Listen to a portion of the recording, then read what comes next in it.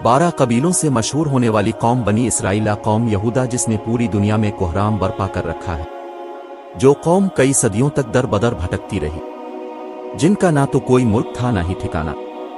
किस तरह यहूदी कौम सरजमीन फलस्तीन को हमेशा से अपनी जागीर समझते हुए अर्ज फलस्तीन पर कब्जा करते चले गए। मौजूदा दौर में सियासी रंग देकर लड़ी जाने वाली जंग असल में है किया जो आज तक फलस्तीनी नहतुई मुसलमानों को दबोचे हुए है। सरजमीन फलस्तीन। इस सरजमीन ने अपनी 1000 साला तारीख में हमेशा दुखों, मुसीबतों और परेशानियों को ही गिले लगाया। हर दूर हर जमाने में फलस्तीनियों के कंधे जवान, बच्चे, बूढ़े और औरतों के जनाजे उठाते रहे। मुल्क शाम का जुनूब मगरबी इलाका जो बहर रूम की साहिली पट्टी पर वाक़े है, फलस्तीन कहलाता है। तारीखी औराक बताते हैं कि इंसान ने इसी सरजमीन पर आकर कम व बेश 11,000 साल पहले फसल को उगाना शुरू किया और इसी पर इंसान रहने और बसने लगे। फलस्तीनी सरजमीन को दुनिया की कदीम तरीन तहजीबों में शुमार किया जाता है, जबकि यहूद व नसार की किताबें सरजमीन फलस्तीन को माऊद के नाम से बताती है। यहूदियों के मुताबिक जब 3000 साल पहले यहाँ मूसा अलैहिस्सलाम जब बनी इसराइल के साथ आबाद हुए तो अपने यहाँ पर एक इबादतगाह की बुनियाद रखी जिसे बाद में हज़रत दाऊद अलैहिस्सलाम व हज़रत सुलेमान अलैहिस्सलाम के ज़माने में एक अजीम हैकल के तौर पर तामीर किया गया था। मगर ईसाइयत का मानना है कि बैतलहम यानी वो मकाम जहाँ पर ईसा अलैहिस्सलाम की पैदाइश हुई थी वो भी फलस्तीन के शहर रोशलिम में ही है और अब यहीं पर से ही मिसलोब किए गए थे। जबकि इस्लाम में अल्लाह के कलाम कुरान मजीद में इसे पाक सरजमीन और बाबरकत नाम कहा गया है।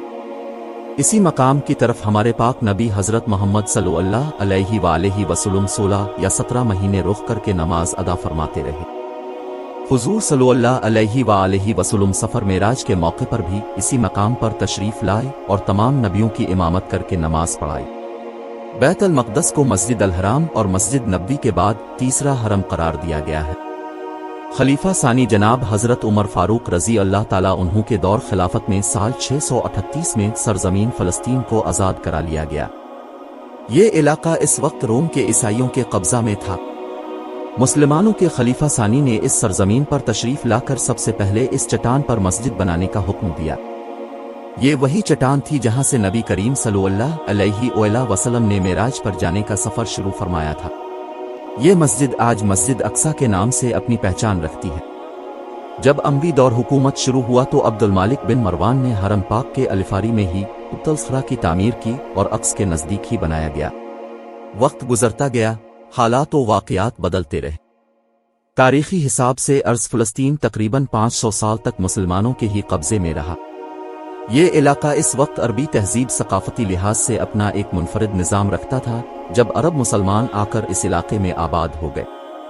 यूं ये इलाका इस्लाम व अरबी सकाफत में रंग गया। मगर साल 1099 ईस्वी में एक बार फिर मुसीबतों ने अर्ज़ फ़लस्तीन की तरफ अपना रुख मोड़ा जब सलीबों ने अर्ज़ मुक़द्दस पर हमला करके इस इलाके को अपने कब्जे में ले लिया।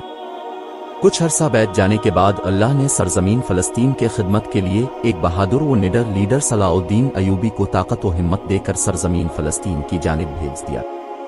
इस अजीम व बहादुर सिपा सालार की जंगी हिकमत अमली ने सरजमीन फ़लस्तीन को एक मरतबा फिर 100 साला जंग से छुटकारा दिलाकर आज़ाद करवा दिया।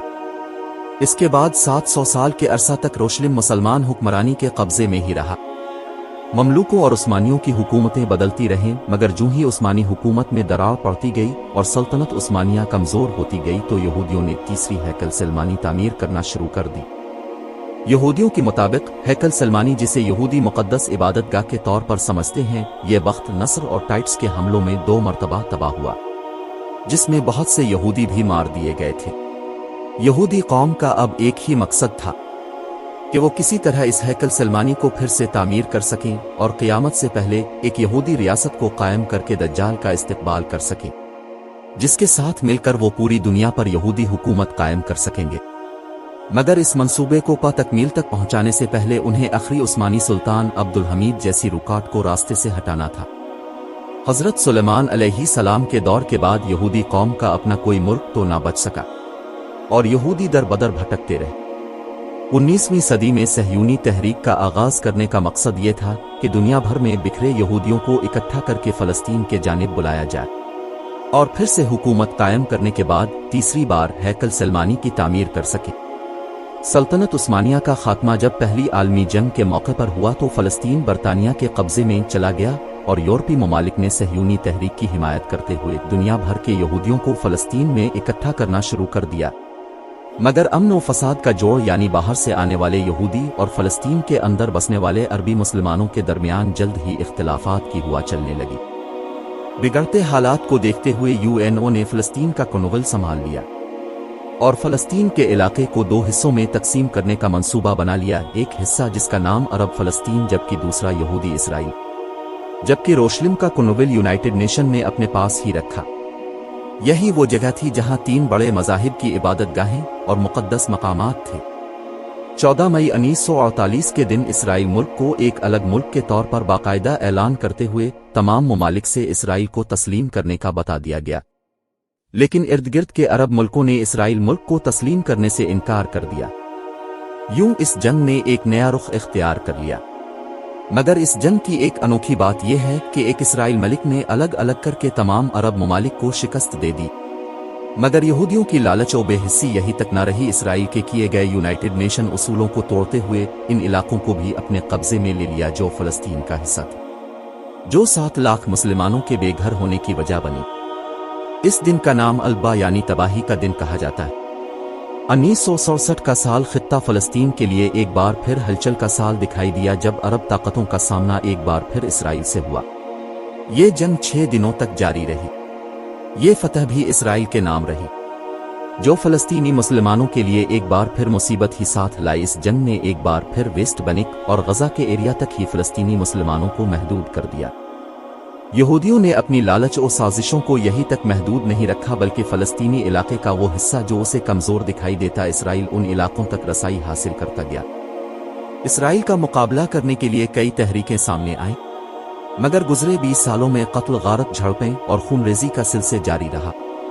सरजमीन फ़लस्तीन आज भी मुसलमानों के खून से लाल दिखाई देती है। आज भी फ़लस्तीन के बच्चे, औरतें और बुजुर्ग शायद किसी के मुंतज़र हैं। सरजमीन फ़लस्तीन शायद अब भी इस बहादुर व दलेर सलाउद्दीन अयूबी जैसे लीडर की मुंतज़र है। आज पूरी दुनिया के मुसलमान गम व दुख के इज़्तिराब में है। हर मुसलमान फ़लस्तीनियों के इस दर्द को महसूस कर रहा है। अल्लाह करीम हमें इस दर्द की दवा भी अता फरमाए। आमीन।